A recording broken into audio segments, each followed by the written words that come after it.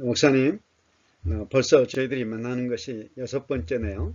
오늘 6번째 주제는 맛있는 탁월한 설교 레시피, 이런 주제입니다.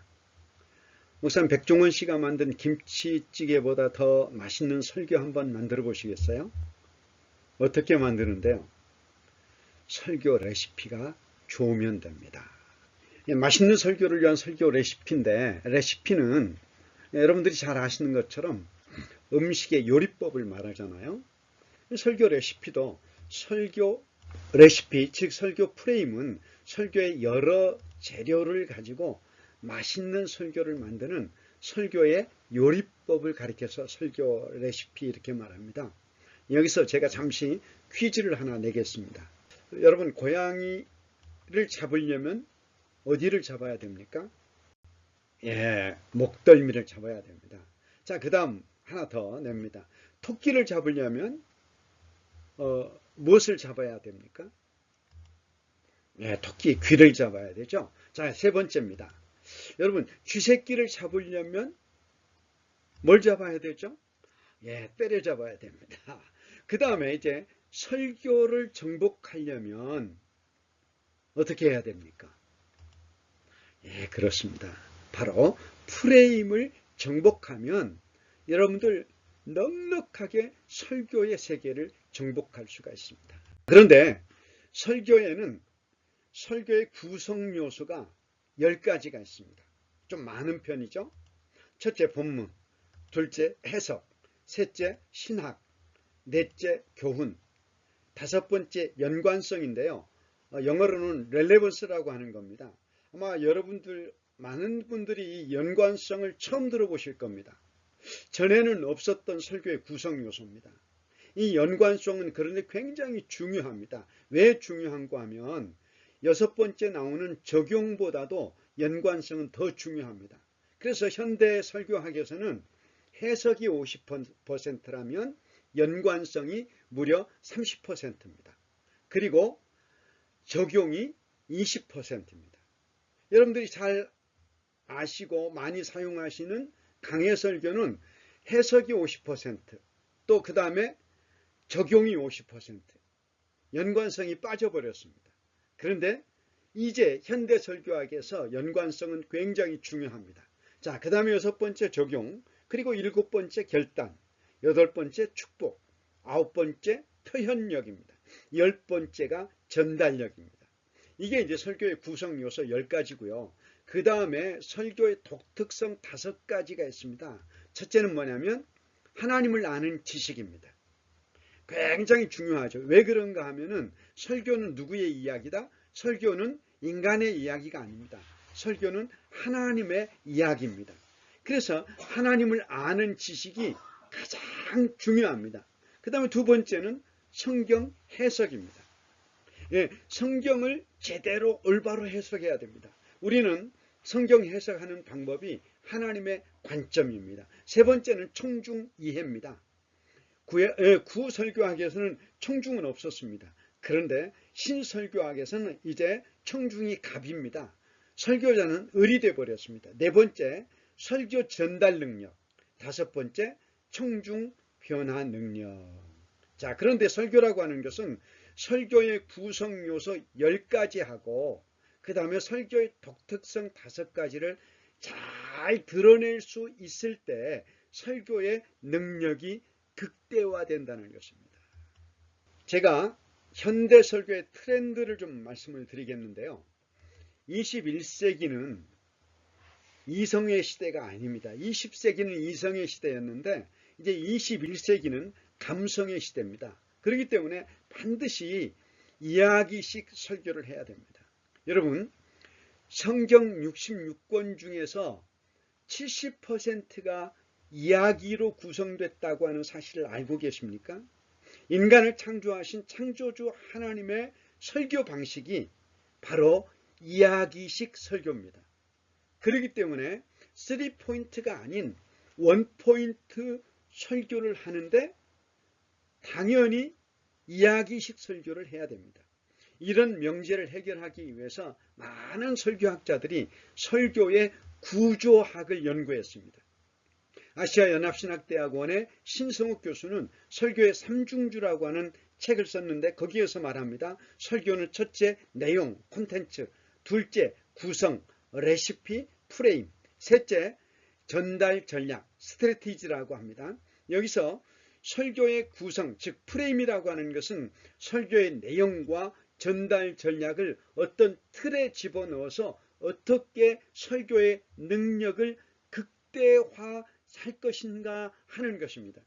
과거 3포인트 설교에서는 구성이라고 하는 자체가 없었습니다. 그러니 청중이 설교 시간을 조는 시간으로 생각을 합니다. 또 강해 설교 역시 해석, 적용, 해석, 적용, 이게 전부입니다. 우리가 이야기를 들을 때는 오히려 졸음이 어때요? 도망가 버리지 않습니까? 왜 그렇습니까? 이야기의 구성이 탁월하기 때문에 그렇습니다. 이런 관점에서 최근 세계 설교학계는 설교의 구성인 프레임에 주목하게 되고 다양한 프레임을 연구해 놓았습니다. 대략 제가 이 시간에 8가지만 여러분들에게 소개하도록 하겠습니다. 첫 번째가 4A 기법입니다. 이제 영어로 먼저 이게 만들어졌기 때문에 알파벳을 단어의 맨 첫 자를 따서 4A 기법, A1 메시지를 주장하고 포인트, A2 근거를 설명하며 reason, A3 근거를 증명하고 argument, A4 다시 한번 메시지를 주장한다. 포인트. 이게 4A 기법입니다. 그 다음에 이제 5A 기법입니다. A1 주의 끌기, A2 주장하기, A3 이유 설명, A4 예화 제시, A5 재주장하기. 그 다음에 ADMA 법칙입니다. attention 주의를 끌고, interest 흥미를 안기고, desire 욕구를 갖게 하고, memory 기억하게 하고, action 구매 행동을 부추긴다. 그 다음에 이제 멀로의 5단계 구성법인데요. 이 프레임은 아주 유명한 프레임입니다. 첫 번째 주의를 끄는 단계, 두 번째 필요를 보이는 단계, 세 번째 필요를 만족시키는 단계, 네 번째 구체화 단계, 다섯 번째 행동으로 이끄는 단계. 여러분들 세계적인 전도 설교가였던 빌리 그레함 목사님은 바로 이 멀로의 5단계 구성법을 가지고 전도 설교를 만들어서 세계적인 전도 설교자로 활동할 수가 있었던 것입니다. 그 다음 보시면 이제 앞서 말씀드렸던 신성욱 교수의 6단계 구성법입니다. A. 주의를 끄는 단계, B. 문제 제기, C. 문제 해결법, D. 선명한 대조, E. 구체적인 실례, F. 행동으로 이끄는 단계. 자, 이상입니다. 그 다음에 이제 맥스 루키도의 8단계 구성법인데 이것도 굉장히 유명한 설교 프레임입니다.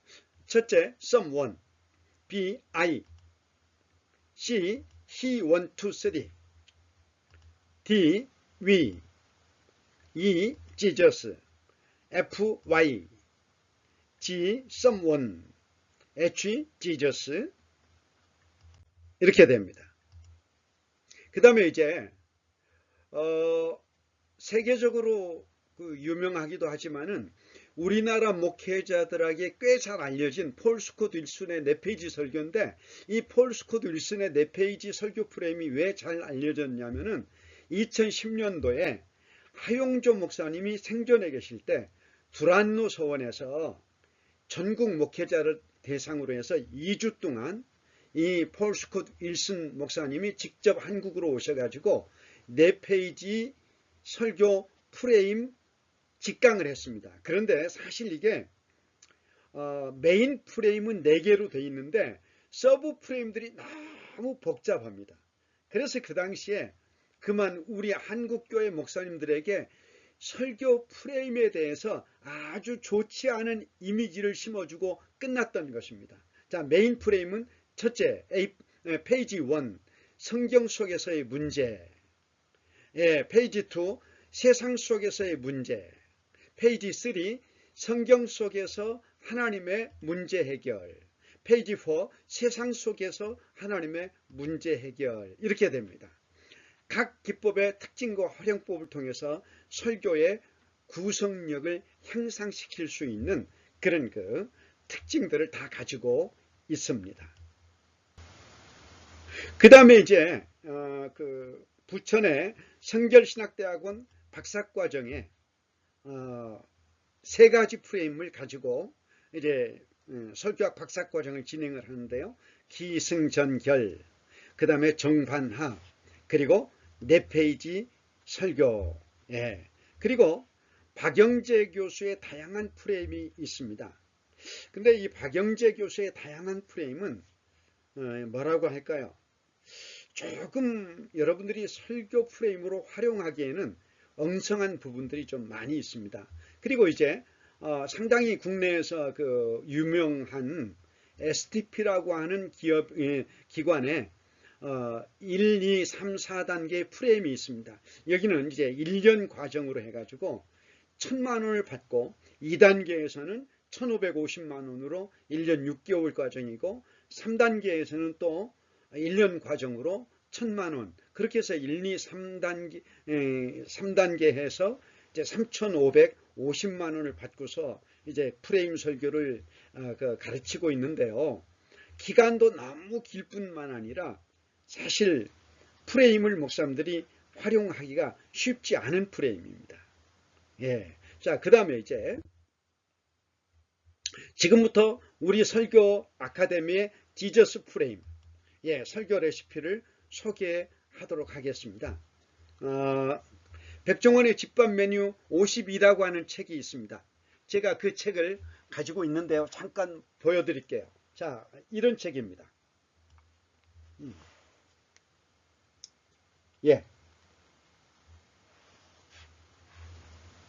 잘 안 보이는군요. 자, 좋습니다. 이 책에 보시면은 33쪽에 삼계탕을 만드는 레시피가 나옵니다. 삼계탕을 만드는 레시피인데 재료는 그 다음에 조리법은 이렇게 나옵니다. 그 다음에 페이지 57쪽에 보면 쇠고기 된장찌개를 만드는 레시피가 나옵니다. 여기도 역시 재료를 무슨 재료들을 구입하라고 합니다. 그 다음에 순서는 음식 조리법 순서를 쭉쭉쭉쭉 설명을 해줍니다. 자, 이렇게 우리가 이 레시피를 따라서 재료를 준비하고 그리고 그대로 조리를 해나가면 아주 맛있는 삼계탕을 만들 수가 있고 쇠고기 된장찌개를 만들어낼 수가 있는 것입니다. 마찬가지로 설교도 설교 레시피, 즉 설교 프레임만 있다면 경험이 없는 설교자라고 할지라도 설교의 레시피, 설교 프레임을 따라서 설교를 만든다면 얼마든지 자기 설교를 할 수 있습니다. 자기 설교를 할 수 있을 뿐만 아니라 계속해서 연습, 반복을 하면 할수록 점점 탁월한 설교자가 되는 것입니다. 저는 설교 프레임을 갖게 된 그날부터 지금까지 오직 제 설교만 하고 있습니다. 제가 만든 설교를 하니까 먼저 기쁩니다. 즐겁습니다. 신이 납니다. 무엇보다도 청중과 동떨어진 설교가 아니라 청중의 현실 속에 깊이 파고 들어가고 삶 속에 잘 맞아떨어지는 설교를 합니다. 그 결과 청중이 즐겁게 듣고 또 알맞은 청중 적용을 통해서 청중의 결단을 끌어낼 수가 있습니다. 그리고 양심의 가책이 사라지고 제가 확신을 가지고 열정을 가지고 설교를 합니다. 설교자가 확신 있는 설교를 하니까 청중들 역시 듣는 자세가 바뀝니다. 그 결과 성령님께서 저보다 더 기뻐하시고 저를 응원하신다는 것을 제가 늘 설교 때마다 경험을 할 수가 있습니다.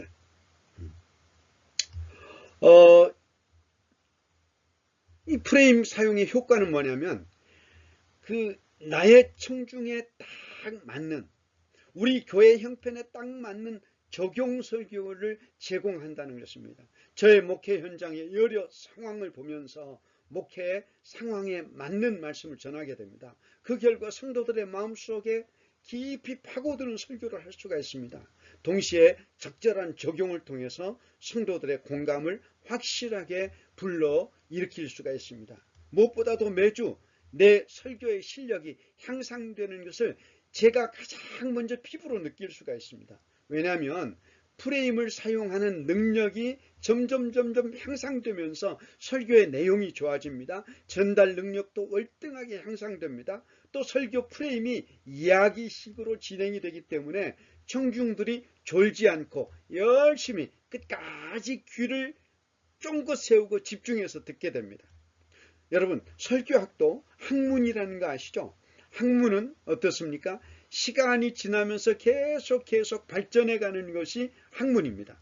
특히 진리는 변하지 않지만은 변하는 청중을 설득하고 이해시켜서 복음을 받아들이도록 하기 위해서는 변하는 시대에 맞는 설교 기법은 아주 필수입니다.